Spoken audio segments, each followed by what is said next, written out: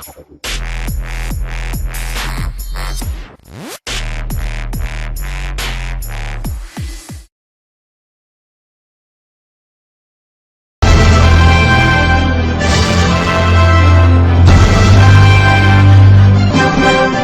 here with Tony Antonucci from Chi-Town Constrictors, and we got some awesome looking boas here, Tony, man. I know you're into the bodybuilding, and we got a little, I guess you could say, common ground there, but you got to talk to me about these boas, because I've seen a lot of boas today, and these are some really, really cool ones. You know, I've really gotten lucky the last couple of years. I've always been a huge fan of the Arabesque, and I've always enjoyed albino animals. So part of my goal was to take really cool pattern boas and make the albino form. You know, I want to make this snake in this colors, which is kind of what I've done here, and it's worked out very well for me. You deal with a lot of the T-positive albino, though, which is not quite the white, pinkish snakes we see. They're more of the brownish, light brown type looking. Correct. And I think these are really cool because of that. Let's start with this snake. First of all, explain what the Arabesque morph is, because it sounds very esoteric, and a lot of people might get a little confused by it. The Arabesque is a codominant pattern morph, and what's cool about these is not only do they affect the pattern, they have completely connected saddles and usually a ladder tail towards the end, but they do also affect the color. Show us what a ladder tail means. Ladder tail pretty much is exactly what it sounds like. You look at the saddles on the tail, and it's usually connected like a ladder.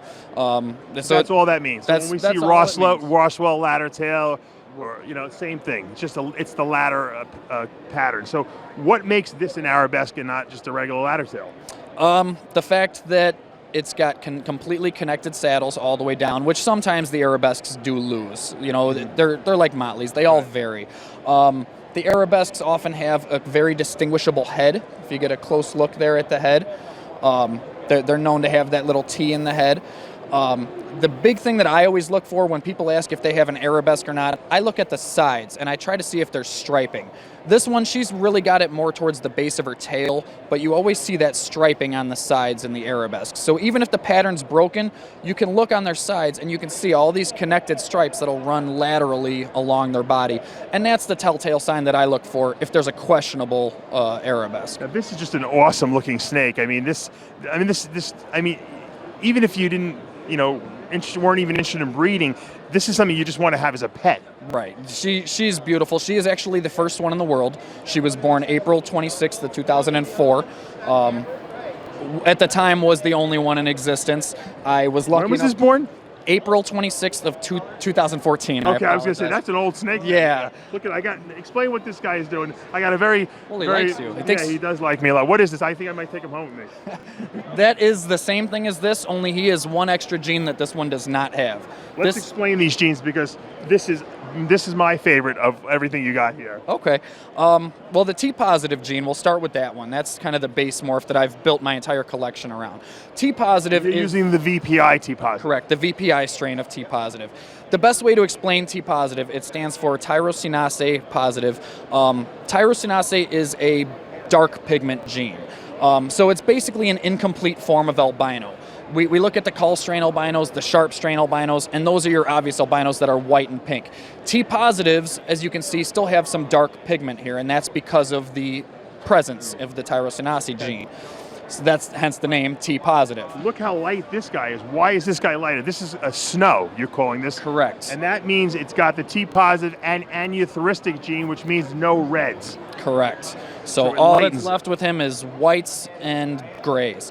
Now what's cool about them, for these both being a T-positive form of Arabesque, is he is actually turning yellow. And if you look at this female that I'm holding, she's turning yellow also. That's a characteristic of the Arabesque gene. The Arabesque gene, for also being pattern, it does change the colors a little bit. As they grow, the colors fluctuate anywhere from oranges to browns. Arabesques at one point in time did get the nickname for being buckskin boas because they really gave that brownish, bucky color to it. Where do you go from here? What do you breed this to make something really cool? I just love this. You know, what I like to do is I like to mix and match as many genes as I possibly can. Maybe motley in here?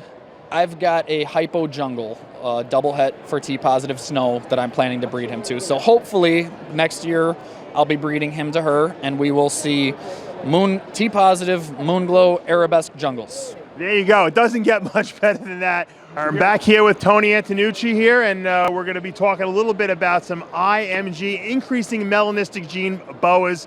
One of my favorites. I know my wife's favorites too.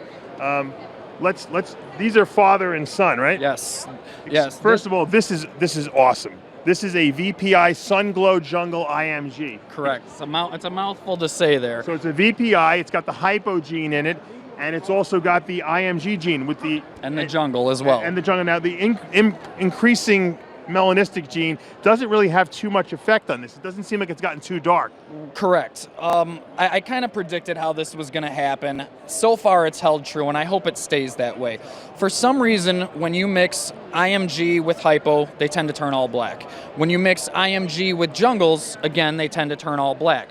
For some reason, you put the 3 genes together, and you can see if you look closely on this one, the black really only comes in on the sides. There's a little bit of speckling that develops up top, but there's a distinguishable line where that black stops.